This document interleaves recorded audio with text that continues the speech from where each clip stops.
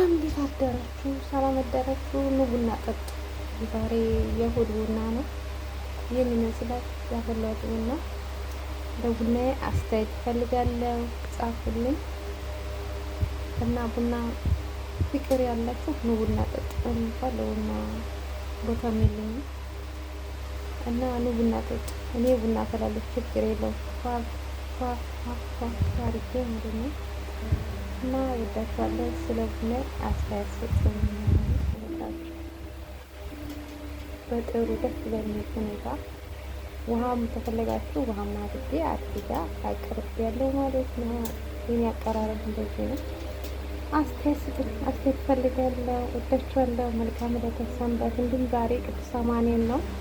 ሰኔ 28 እንኳን አደረሰን። ቅዱስ አማኑኤል ሁላችንም በያለንበት ይጠብቀን። ሀገራችን ኢትዮጵያን ሰላም ያርግልን።